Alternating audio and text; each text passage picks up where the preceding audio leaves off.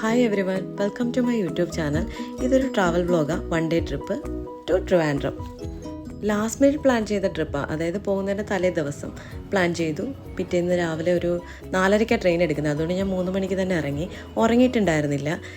എനിക്കങ്ങനെയാണ്, എങ്ങോട്ടെങ്കിലും പോകണമെന്നുള്ള ഒരിത് വന്നു കഴിഞ്ഞാൽ എനിക്ക് ആ ദിവസം ഉറക്കം വരത്തില്ല. അതുകൊണ്ട് തന്നെ ഞാൻ ഒരുപോലെ കണ്ണടച്ചിട്ടുണ്ടായിരുന്നില്ല. പിറ്റേന്ന് ട്രെയിനിൽ കിടന്നുറങ്ങാമെന്നുള്ള വ്യാമോഹമായിട്ടാണ് ഞാൻ അതിനകത്ത് കയറിയത് തന്നെ.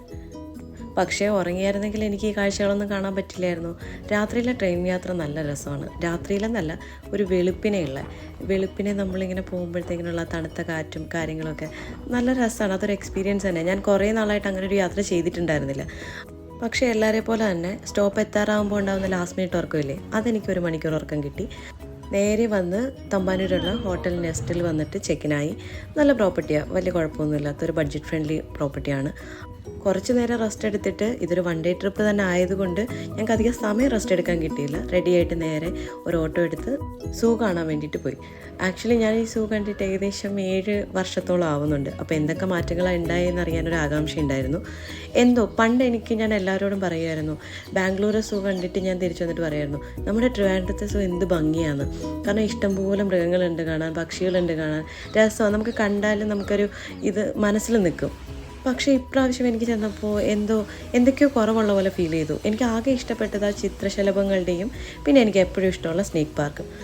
ഒരുപാട് മാറ്റങ്ങൾ വന്നിട്ടുണ്ട്. പക്ഷേ മൃഗങ്ങളൊക്കെ ഇനി ഏരിയ കൂടിയത് ആണോന്നറിയില്ല, മൃഗങ്ങളൊക്കെ കുറഞ്ഞതുപോലെ ഫീൽ ചെയ്തായിരുന്നു എനിക്ക്. അത്രയും വെയിലത്ത് അത്രയും നടന്നതുകൊണ്ട് തന്നെ നല്ല ടയർഡായിട്ടുണ്ടായിരുന്നു.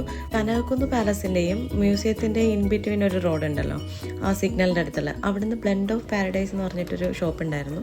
അവിടുന്ന് നല്ല സർബത്ത് കുടിച്ചതിന് ശേഷം നമ്മൾ ഫുഡ് കഴിക്കാൻ വേണ്ടിയിട്ട് ട്രിവാൻഡ്രത്തെ ഏറ്റവും ഫേമസ് ആയിട്ടുള്ള 365 ദിവസവും സദ്യ കിട്ടുന്ന മദേഴ്സ് വെജ് പ്ലാസയില്ലേ, അവിടുന്ന് കഴിച്ചു. നല്ല ഫുഡാണ്. നല്ല സദ്യയായിരുന്നു. ബോളിയും പായസം കഴിക്കുക എന്നുള്ളത് എൻ്റെ ഒരു ആഗ്രഹമായിരുന്നു. അതുകൊണ്ടും കൂടിയാണ് എല്ലാം കൂടി ഒരുമിച്ച് കിട്ടുന്നൊരു സ്ഥലത്തുനിന്ന് കഴിക്കാമെന്ന് കരുതിയത്. സദ്യ കഴിച്ചു കഴിഞ്ഞാൽ അറിയാമല്ലോ, നല്ല ക്ഷീണവും ഉറക്കമൊക്കെ വരും. അപ്പോൾ നേരെ നമ്മൾ പോയത് കനകക്കുന്ന് പാലസിലാണ്. അവിടെ റെസ്റ്റ് എടുക്കാൻ ഇഷ്ടംപോലെ സ്ഥലമുണ്ടല്ലോ. ഒരു ലോങ് ഡ്രൈവ് പോലെ ഒരു ലോങ് ട്രിപ്പ്, അത്രയും ഞങ്ങൾ ഉദ്ദേശിച്ചിട്ടുണ്ടായിരുന്നുള്ളൂ. കനകക്കുന്ന് പാലസ്, മ്യൂസിയം, സൂ, പിന്നെ നല്ല ഫുഡ് കഴിക്കുക, ഇത്രയൊക്കെ ഉണ്ടായിരുന്നുള്ളൂ. അപ്പോൾ ഇന്ന് ഇത്രയേ ഉള്ളൂ. Thank you.